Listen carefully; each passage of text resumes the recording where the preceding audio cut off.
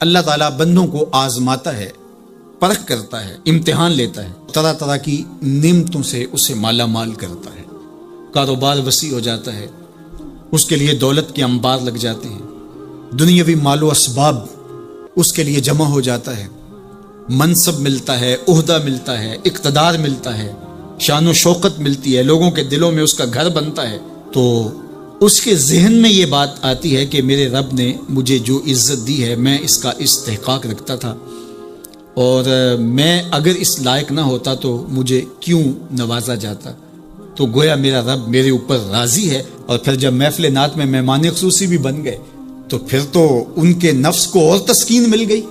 جب پیر صاحب نے بھی ان کو ہی اہمیت دی تو پھر انہیں لگا کہ واقعہ ہی ہمارا رب ہم پہ راضی ہی ہے، تبھی تو ہمیں مذہبی طبقوں کے اندر بھی اہمیت مل رہی ہے، حالانکہ وہ جانتے ہیں کہ ہم نے یہ دولت کیسے حاصل کی ہے، وہ جانتے ہیں کہ ہمیں سجدے کی توفیق نصیب نہیں ہے، وہ جانتے ہیں کہ آج اس محفل میں مہمان خصوصی سے تو کل ہم شراب خانے میں تھے، انہیں پتہ ہے، لیکن اس کی طرف توجہ نہیں جاتی، سوچتے نہیں ہیں، بلکہ وہ یہ سمجھتے ہیں کہ ہمیں یہ جو عزت مل رہی ہے یہ اللہ تعالیٰ کی طرف سے ہماری کسی قبولیت کی وجہ سے یہ عزت ہے، حالانکہ یہ ان کی آزمائش تھی، ان کا امتحان تھا۔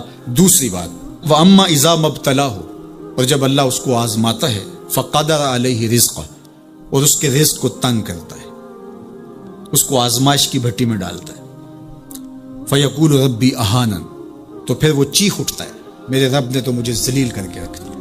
بیماری آ جائے، ابتلا میں مبتلا ہو تو وہ کہتا ہے کہ میرا رب مجھ سے ناراض ہو گیا، تو یہ انسان کی کج فکری، ایسا نہیں ہے۔ کسی شخص کو دولت کا دیا جانا یہ اللہ کی رضا کی دلیل نہیں ہے، اور کسی شخص کو غربت کے امتحان میں ڈالا جانا یہ اللہ کی ناراضگی کی دلیل نہیں ہے۔ حضرت امام رازی نے لکھا ہے کہ مکے سے لے کر طائف تک 70 ایسے نبیوں کی قبریں ہیں جن کی وفات صرف بھوک کی وجہ سے ہوئی، تکلیفوں میں، آزمائشوں میں، امتحانوں میں، ابتلاؤں میں اس کے بندے رہے ہیں۔ میرے اور آپ کے آقا و مولا حضور ختمی المرتبت کے گھر میں کبھی برابر چولہا نہیں جلتا تھا، کبھی کھانے کے لیے کچھ میسر نہیں ہوتا تھا، پانی پی کے اور کھجور کھا کے گزارا ہوتا تھا، تو یہ تو کوئی دلیل نہیں ہے۔ اللہ کی رضا کی دلیل کیا ہے؟ نیکی کی توفیق مل جانا۔ اور اللہ کی ناراضگی کی دلیل کیا ہے؟ کسی شخص کا گناہ پہ دلیر ہو جانا۔ کوئی بندہ گناہ پہ دلیر ہے اور معصیت، نافرمانیاں، اللہ کے حکموں کو توڑنا اس کا مزاج ہے، تو سمجھو اللہ اس سے ناراض ہے۔ اور اگر کسی کو اللہ نے سجدے کی توفیق دی ہے، کسی کو اللہ نے اپنے راستے میں خلوص کے ساتھ خرچ کرنے کی توفیقات عطا کی ہیں، حلال حرام کی تمیز اس کو عطا کر دی گئی ہے، تو پھر سمجھ لو کہ اللہ اس پہ راضی ہے۔ باقی رہی بات کہ کسی کو دولت کا زیادہ دیا جانا، کسی کو کم دیا جانا، تو یہ آزمائش ہے۔ اب جو اہل ایمان ہیں، اللہ کے بندے ہیں، وہ کیا کرتے ہیں؟ جب دولت زیادہ ملتی ہے، اقتدار ملتا ہے، منصب ملتا ہے، تو بس اللہ کے شکر کے دائرے میں آ جاتے ہیں، اور جب مصیبت آتی ہے، تکلیف آتی ہے، اذیتوں میں مبتلا ہوتے ہیں، تو پھر وہ یہ نہیں کہتے کہ ہمارے رب نے ہمیں ذلیل کر دیا، بلکہ وہ اس پہ صبر کرتے ہیں اور اللہ کے حضور دعائیں کرتے ہیں، التجائیں کرتے ہیں کہ مالک تو نے جو جس آزمائش میں ڈالا ہمیں پورا اترنے کی توفیق نصیب فرما، ہماری سفید پوشی کا بھرم نہ ٹوٹے، اور ہمیں اس مشکل وقت سے بچانا کہ جب ہماری یہ غربت ہمیں کفر تک لے جائے، اور جب ان کو دولت مندی دی جاتی ہے تو وہ ڈرتے ہیں کہ اللہ ایسا نہ ہو کہ یہ دولت ہمیں فرعون بنا دے، یہ دولت ہمیں نمرود بنا دے، ہمارے اندر بخل پیدا ہو، تکبر پیدا ہو، ہمارے اندر غرور پیدا ہو، تو وہ اس حالت کے اندر اللہ تعالیٰ کا شکر یا دوسری حالت میں اللہ کے حضور صبر کی توفیق مانگتے ہیں اور صبر کے ساتھ اپنی زندگی گزارتے ہیں۔ آقا کریم علیہ السلام نے ارشاد فرمایا کہ کون ہے جو مجھ سے یہ کلمات لے اور ان پر خود عمل کرے اور پھر آگے ان لوگوں تک پہنچائے جو ان چیزوں پر عمل کرے۔ تو بہت سارے لوگ جھولیاں پھیلا کے آگے بڑھ جاتے، لیکن علم کے لیے جو حرص حضرت ابو ہریرہ کے سینے میں تھی، اس وجہ سے انہوں نے پہل کی اور آگے بڑھ کے عرض کی حضور یہ خیرات میری جھولی میں ڈال دیجیے، میں خود بھی عمل کروں گا اور ایسے لوگوں تک پہنچاؤں گا بھی جو ان پر عمل پیرا ہوں۔ تو کہتے ہیں حضور نے میرا ہاتھ پکڑ لیا اور 5 چیزیں گنوائیں۔ پہلی بات میرے حضور نے ارشاد فرمائی، اتق المحارم تکن عابد الناس، اللہ کی حرام کردہ چیزوں سے بچ جاؤ تم لوگوں میں سب سے بڑے عبادت گزار بن جاؤ گے۔ نیکی کرنا بہت اہم ہے، لیکن یہاں جو تعلیم دی گئی وہ گناہ سے بچنے کی ہے۔ ایک شخص رات کو 100 نفل پڑھ لیتا ہے، لیکن صبح اٹھ کے کسی کا حق غصب کرتا ہے، کسی کو گالی دیتا ہے، جھوٹ بولتا ہے، کم تولتا ہے، کم ناپتا ہے، اللہ کے احکام کو توڑتا ہے، اور دوسرا شخص ساری رات عشاء کی نماز کے بعد سویا رہا اور دن کو فجر کے بعد اس نے جھوٹ نہیں بولا، کسی کو تنگ نہیں کیا، اللہ کی مخلوق کو ضرر نہیں پہنچایا، تو شریعت ایسے شخص کو پسند کرتی ہے جو اللہ کی حرام کردہ چیزوں سے بچ جائے۔ نیکی کی توفیق مل جائے، نفلی عبادات میسر آ جائیں تو بڑی بات ہے، لیکن اس سے بڑی بات یہ ہے کہ اللہ کی حرام کردہ چیزوں سے بچا جائے۔ دوسری بات ارشاد کی، وَرْضَ بِمَا قَسَمَ اللَّهُ لَكَ تَكُنْ أَغْنَى النَّاسِ، اللہ کی تقسیم پہ راضی ہو جا، لوگوں میں سب سے بڑا غنی تو ہوگا۔ دولت کی کثرت سے بندہ غنی نہیں بنتا، کتنے دولت مند ہیں، نفس کی کمینگی ہی ختم نہیں ہوتی۔ تو غنی اس وقت بندہ بنے گا جب اللہ کی تقسیم پہ راضی ہو گیا، اللہ نے جس حالت پہ رکھا اس حالت پہ خوش ہے کہ میرے مالک نے مجھے جو دے دیا یہ میرے لیے اس نے مناسب جانا، تو بس میں اس پہ راضی ہوں، میں اس پہ خوش ہوں۔ اور اگر انسان یہ نہیں چاہتا اور نہیں کرتا تو جہاں بھی ہوگا وہ مطمئن نہیں ہوگا۔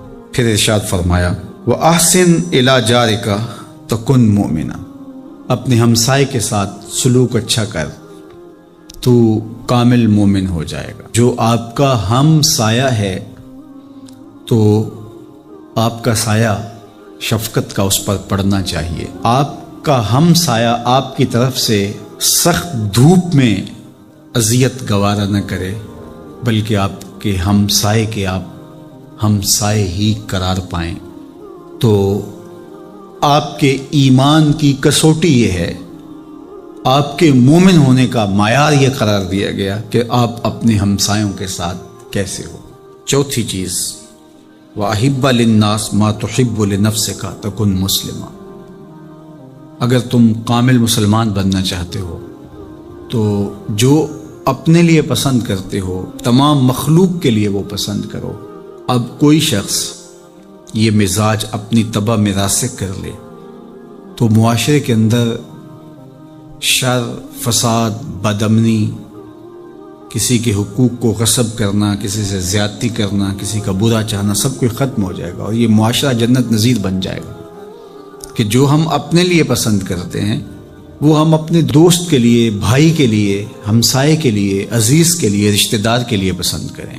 اور پانچویں بات، وَلَا تُكْثِرِ الضِّحْكَ فَإِنَّ كَثْرَةَ الضِّحْكِ تُمِيتُ الْقَلْبَ، ابو ہریرہ زیادہ ہنسا نہ کرو، زیادہ ہنسنے سے دل مر جاتا ہے۔ مسکرانا تو سنت ہے، مسکرانا حضور کی عادت تھی، جس کی تسکین سے روتے ہوئے ہنس پڑیں، اس تبسم کی عادت پہ لاکھوں سلام۔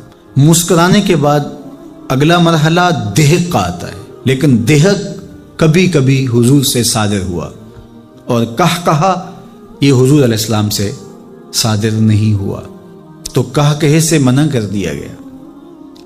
دہک کبھی کبھی ہو اور تبسم آپ کی زندگی میں شامل ہو۔ اللہ اس حدیث پاک کا نور ہماری روحوں میں اتار دے اور ہمارے باطن میں چراغاں کرے۔ کرونا وائرس کی وجہ سے پورے ملک کے اندر لاک ڈاؤن ہے، تو اس موقع سے بھرپور فائدہ حاصل کر کے ہمیں ذکر و فکر کی طرف آنا چاہیے۔ قرآن مجید کی تلاوت، کثرت نوافل، قضا شدہ نمازوں کی ادائیگی اور دیگر امور خیر بجا لانے چاہیے۔ اپنے ماں باپ کی صحبت میں بیٹھنا چاہیے، ان کی دعائیں لینی چاہیے، اپنے بچوں کے پاس بیٹھیں، اور بہت سارے اور امور جو ہم اپنی مصروفیات کے باعث پورے نہیں کر پاتے، تو یہ موقع ہے ان کو پورا کرنے کا۔ لیکن اس موقع سے ناجائز فائدہ حاصل کرتے ہوئے بہت سارے لوگ اپنے مکانوں کی چھتوں پہ دھاتی تاروں کے ذریعے پتنگیں اڑانے کے شغل میں مصروف ہیں، تو اس شغل سے خدا را باز آئیے یہ موقع ایک دوسرے کی مدد کرنے کا ہے، نصرت اور اعانت کرنے کا ہے، نہ یہ کہ مکانوں کی چھتوں پہ کھڑے ہو کے آپ خونی کھیل کھیلیں اور دھاتی ڈور کے ذریعے سے لوگوں کے گلے کٹیں اور لوگوں کو نقصان ہو۔ تو اس سے خدا را ہمیں خود بھی باز آنا چاہیے اور اپنے بچوں کو بھی اس سے روکنا چاہیے، ان کی حوصلہ شکنی کرنی چاہیے۔ ویسے بھی علماء نے کہا کہ یہ جو پتنگ کٹتی ہے تو بچے اس کو لوٹنے کے لیے دوڑتے ہیں اس کے پیچھے۔ تو عمومی طور پہ ہمارے ہاں یہ کہا بھی جاتا ہے کہ میں پتنگیں لوٹ رہا ہوں یا لوٹ کے لایا ہوں، تو شرعاً وہ اس کی ملک نہیں تھی تو وہ کیسے اس کو اپنے پاس رکھ سکتا ہے؟ تو یہ ایسا گناہ ہے جس کو گناہ نہیں سمجھا جاتا، اور بچپن میں معصوم ذہن پر لوٹ مار کا تصور اس سے ابھرتا ہے، اور آج وہ پتنگ لوٹ کے لایا ہے تو کل بڑا ہو کے بڑا لٹیرا بنے گا۔ تو یہ ماں باپ کو سوچنا چاہیے کہ پتنگ لوٹنے کا عمل لوٹنے کی ایک مشق ہے، اور بچہ اس کو کوئی برائی نہیں سمجھ رہا اور اس کو گناہ نہیں سمجھ رہا، حالانکہ یہ مال لقطہ ہے۔ اور اگر کسی نے پتنگ لوٹ لی یا ڈور لوٹ لی تو ہمارے فقہا نے لکھا ہے کہ 6 ماہ تک اس کا اعلان کرے، مالک کے نہ ملنے کی صورت کے اندر اس کو صدقہ کرے، وہ خود پھر بھی نہیں رکھ سکتا ہے چونکہ یہ مال لقطہ کے حکم کے اندر ہے۔ تو عمومی طور پہ ہم بچے کو بھی شاباش دیتے ہیں، اس کو بڑا دلیر قرار دیتے ہیں کہ اس نے اتنی پتنگیں لوٹی، آج اس کا یہ کمال ہے۔ تو میاں یہ بچوں کے نفسیات کے اندر لوٹ مار کے تصور کو راسخ کرنے کا ایک ذریعہ ہے پتنگ۔ اس نقطہ نظر کی طرف شاید کبھی کسی کی توجہ نہ گئی ہو، تو اس پہ بھی غور کرنے کی ضرورت ہے۔ میں تو یہ بات کہا کرتا ہوں کہ چلتی ہوئی ٹرالی سے یا ٹرک سے جو بچہ گنا لوٹتا ہے تو اس کو بچے کی بہادری اور فنکاری سمجھا جاتا ہے، لیکن آج جس نے گنا لوٹا ہے تو کل وہ ملک لوٹنے لگے گا، کل وہ اور کچھ بھی لوٹے گا۔ تو یہ چونکہ جب برائیاں شروع ہوتی ہیں تو بڑے پیمانے سے شروع نہیں ہوتی، چھوٹے پیمانے سے شروع ہوتی ہیں۔ تو پتنگ لوٹنے کا تصور لوٹ مار کی طرف لے جانے والا ہے، اور دوسرا یہ قاتل ڈور کتنے لوگوں کی زندگی کا چراغ بجھا دیتی ہے، اور کیا گزرتی ہے ان ماں باپ کے اوپر جن کا لخت جگر، جن کا بیٹا ان کے ہاتھوں کے اندر دم توڑ جاتا ہے اور گلا کٹ گیا ایک ڈور سے۔ اور ایسے واقعات ہم کتنے سنتے ہیں۔ تو میں گزارش کروں گا کہ اس خونی کھیل سے باز رہا جائے۔ اخلاقیات بھی اجازت نہیں دیتے، ہمارا ملکی قانون بھی اس کی اجازت نہیں دیتا، اور پنجاب پولیس بھی اس پر ایکشن کر رہی ہے۔ ان کے ساتھ تعاون کیجئے اور اپنے گرد و پیش کے ماحول کی انہیں خبر بھی کیجئے، خود بھی بچیے، اپنی اولادوں کو، بچوں کو بھی اس سے محفوظ رکھیے۔ اللہ آپ کی حفاظت کرے۔ والسلام علیکم ورحمۃ اللہ وبرکاتہ۔ قرآن مجید کا اسلوب بیان دیکھیے کتنا دل آویز اور خوبصورت، اور مذہب اسلام کی خوبصورتی دیکھیے۔ غریبوں کو، یتیموں کو، لاچاروں کو، اپاہج اور کمزوروں کو، بیوگان اور اراملہ اور مساکین کو مدد کرنا، ان کی اعانت کرنا، ان کو کھانا دینا، یہ تو سارے لوگ کہتے ہیں، لیکن قرآن نے کتنی خوبصورتی کے ساتھ ہمیں بتایا کہ مسئلہ کھانے کا نہیں ہے، مسئلہ ان کو عزت دینے کا ہے۔ اگر تم ان کو کھانا دیتے ہو اور تذلیل بھی کرتے ہو تو تم اللہ کی رضا کبھی نہیں پا سکتے۔ اللہ کی رضا تمہیں تب نصیب ہوگی جب تم ان کی عزت نفس کا خیال رکھو گے، ان کی تذلیل نہیں کرو گے، تم ان کی تصویریں سوشل میڈیا پہ اور اخباروں پہ ڈال کر کے ان کی تذلیل کا سبب اور ذریعہ نہیں بنو گے، تو پھر تمہارا رب تم سے راضی ہے۔ تو بات کھانا دینے کی نہیں ہے، قرآن کہتا ہے تم ان کی خدمت کرو، ان کو کھانا کھلاؤ، لیکن اس چیز کا تمہیں پہلے خیال ہونا چاہیے کہ تم ان کی عزت نفس کو مجروح نہ ہونے دیں۔ وَرَجُلٌ تَصَدَّقَ بِصَدَقَةٍ فَأَخْفَاهَا حَتَّى لَا تَعْلَمَ شِمَالُهُ مَا تُنْفِقُ يَمِينُهُ۔ میرے حضور نے فرمایا جس شخص نے صدقہ کیا اور اتنے مخفی انداز میں کیا کہ جو دائیں ہاتھ نے خرچ کیا بائیں ہاتھ کو اس کا پتہ ہی نہ چلا، قیامت کے دن جب کوئی سایہ نہیں ہوگا اللہ ایسے شخص کو اپنے عرش کا ٹھنڈا سایہ نصیب فرمائے گا۔ کتنی بڑی بات ہے۔ قرآن نے ہمیں سرًا و اعلانیہ دونوں طریقے بتائے ہیں۔ اعلانیہ بھی خرچ کر سکتے ہو، مخفی بھی خرچ کر سکتے ہو۔ لیکن اعلانیہ خرچ تم تب کرو گے جب کسی کی عزت نفس کا مسئلہ نہیں ہو. آپ مسجد کے لیے فنڈ مانگ رہے ہیں، کوئی بات نہیں، یہاں تو کوئی ایسا شخص نہیں ہے، لیکن کسی ایک شخص کو دے رہے ہیں تو پھر آپ کو اس بات کا خیال کرنا ہوگا، اس وقت پھر مخفی کرنا تمہارے لیے ضروری ہے. اسی طرح اگر تم ترغیب کے لیے کر رہے ہو تو کوئی بات نہیں ہے، لیکن اس میں بھی تم یہ خیال رکھو کہ ترغیب میں بھی کسی کا دل نہ دکھنے پائے، کسی کی تصویر نہ آنے پائے. ترغیب دلانے کے بہت سارے طریقے ہیں، لیکن ترغیب دلانے سے قبل اپنے دل سے سوال کر لو، ترغیب کے پیچھے چھپی ہوئی کہیں ریاکاری تو نہیں ہے؟ چونکہ ریاکاری جو ہے یہ کالے پتھر پر کالے رنگ کی چیونٹی چلے تو اس کی چال سے بھی زیادہ باریک ہے، تو یہ بڑی باریک چال ہے.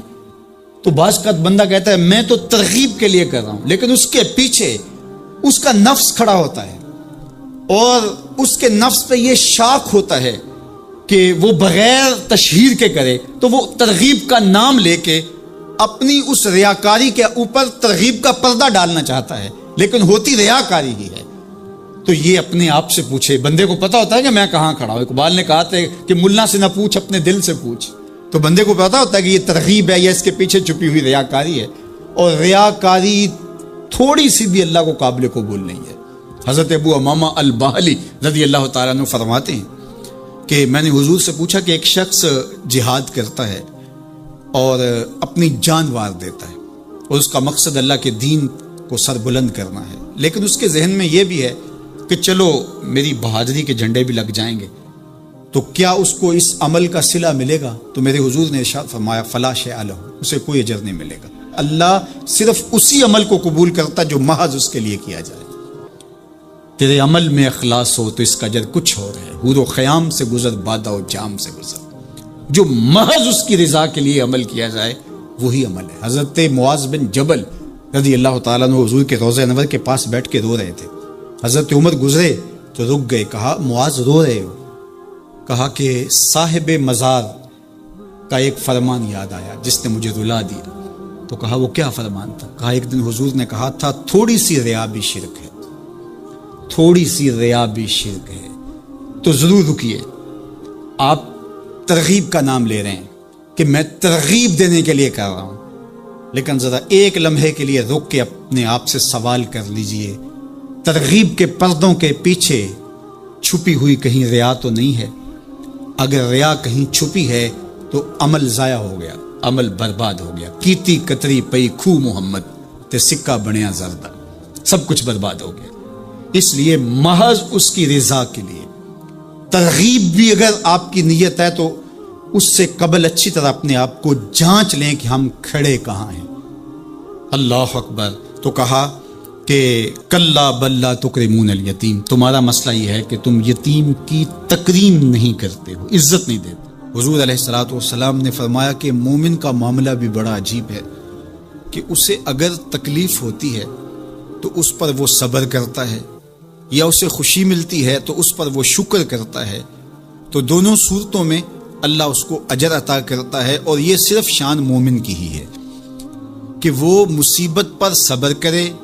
بلکہ فرمایا کہ مومن کے پاؤں میں کانٹا بھی چبھتا ہے تو اس کا بھی اس کو اجر دیا جاتا ہے، اس کے درجے بلند ہوتے ہیں، اس کے گناہ معاف کر دیے جاتے ہیں، اس کی خطاؤں سے درگزر کر لیا جاتا ہے. لیکن یہ مشروط ہے اس تکلیف کو صبر کے ساتھ برداشت کرنے سے. اگر وہ واویلا کرتا ہے، ناشکری کے کلمات کہتا ہے، تو تکلیف تو ختم نہیں ہوتی لیکن اجر زائل کر دیا جاتا ہے. تو اس لیے ہمیں ہر صورت کے اندر صبر کے دامن کو مضبوطی سے تھامنے کی تلقین کی گئی ہے. اور اہل ایمان کو یہ بھی سبق دیا گیا کہ جب انہیں کوئی بھی مصیبت پہنچتی ہے تو وہ کہتے ہیں انا للہ و انا الیہ راجعون، کہ ہم اسی کے ہیں اور اسی کے حضور پلٹ کے جانا ہے. تو یہ وہ امر ہے کہ جو ان کی طبیعت کے اندر ٹھہراؤ پیدا کرتا ہے اور ان کی زندگیوں کے اندر اللہ تعالیٰ جل شانہ پر جو یقین ہے اس کا پتہ دیتا ہے. اگر مصیبت کو اللہ کی طرف سے سمجھ کے مان کے صبر کیا جائے، اس کو مقدور سمجھا جائے، اس پر واویلا نہ کیا جائے، اللہ کی نافرمانی کا کوئی کلمہ نہ بولا جائے، اپنے عقیدے میں تزلزل نہ آنے دیا جائے، اپنے رویوں کی خوبصورتی کو زائل نہ ہونے دیا جائے، تو اس کا مطلب ہے کہ وہ شخص مومن ہے. اس کا یقین ہے کہ یہ اللہ کی طرف سے ہے، تو پھر اس کے یقین کے صلے کے اندر اللہ اس کو پھر ہدایت قلب کا چراغاں نصیب کرتا ہے۔ اور فرمایا واللہ بکل شیء علیم، اور اللہ ہر شے کو جاننے والا ہے، اسے پتہ ہے کہ کسی پر مصیبت نازل کیوں کرنی ہے، اور اس مصیبت سے اس کا امتحان لینا مقصود ہے، اس کے درجوں کو بلند کرنا مقصود ہے، اس کے گناہوں کو معاف کرنا مقصود ہے، اس کو کسی آزمائش میں ڈال کر کے اس کو مزید کندن بنانا مقصود ہے، یا اس کا کیا مقصود ہے، اس کو سزا دینا مقصود ہے، یہ اسے پتہ ہے۔ تمہارا رب تمہاری طرف آنے والی جو تکلیفیں ہیں ان کے اندر ہزارہا پنہا حکمتوں سے واقف ہے۔ یہاں یہ بات بھی سمجھنے کے قابل ہے کہ جو شخص مصیبت کے آنے پر صبر اور استقامت کے ساتھ اس سے نپٹتا ہے اور اللہ پر جو اس کا یقین ہے اس میں تزلزل پیدا نہیں ہونے دیتا، کل من عند اللہ، اے محبوب فرما دیجئے جو کچھ ہے وہ تمہارے رب کی طرف سے، یہ اس کا خیال اور فکر ہے کہ یہ میرے اللہ کی طرف سے، تو پھر اس مصیبت کو ٹالنے والا بھی وہی ہے۔ تو اگر یہ اس کا عقیدہ پختہ تھا تو پھر وہ مالک کی دہلیز چھوڑ کے، مالک کی چوکھٹ چھوڑ کے کسی اور دہلیز پہ نہیں جائے گا، کسی اور چوکھٹ پہ نہیں جائے گا، وہ اس مصیبت کو دور کرنے والا مؤثر حقیقی اللہ کو ہی جانتا ہوگا، اور اسی کے حضور دعائیں کرے گا، التجائیں کرے گا، کسی شرک کا ارتکاب نہیں کر سکتا ہے، اور وہ مالک کی دہلیز سے کبھی روح گردانی نہیں کر سکتا، بلکہ اس تکلیف کے آنے سے وہ اپنے رب کے ساتھ اور زیادہ جڑ جائے گا، اور اگر وہ صبر کرے تو یہ اس کا ایک مرتبہ ہے کہ وہ حوصلے کے ساتھ اس تکلیف کو برداشت کرے، اور دوسرا مرتبہ جو اس سے بڑھ کر ہے کہ اس پہ اللہ کی رضا کے سانچے میں اپنے آپ کو ڈھال لے کہ جے سونا میرے دکھ وچ راضی، میں سکھ نو چلے ڈاواں۔ اگر وہ اس بات پہ راضی ہے تو کوئی بات نہیں ہے، میں اس پہ راضی ہوں کہ میرے رب کی یہ رضا ہے۔ تو یہ دونوں چیزوں کا مل جانا، یا دونوں میں سے کسی ایک کا مل جانا، یہ اللہ کی طرف سے اس کو دیا گیا انعام ہے جو اس مشکل حالات میں اس کو حاصل ہوتا ہے۔ اب وہ کس کیفیت میں ہے اللہ تعالیٰ اس کو خوب جانتا ہے، کہ وہ اس پہ صبر کر رہا ہے یا اس کا اندر ڈول رہا ہے، اس کا عقیدہ کمزور تھا اور وہ کمزوری کے باعث جو ہے وہ تزلزل کا، تذبذب کا شکار ہو گئے، تو یہ تمہارا رب خوب جانتا ہے۔ تو تمہارے سینے کے اندر چھپی ہوئی کیفیت تمہارے جاتا ہے، سوال کا دروازہ کھول دیتا ہے، اللہ اس کے لیے محتاجی کا دروازہ کھول دیتا ہے۔ حالات سخت بھی ہوں، اگر قابل برداشت ہوں تو ان کو برداشت کرنا چاہیے تاکہ سوال کی عادت نہ پڑے۔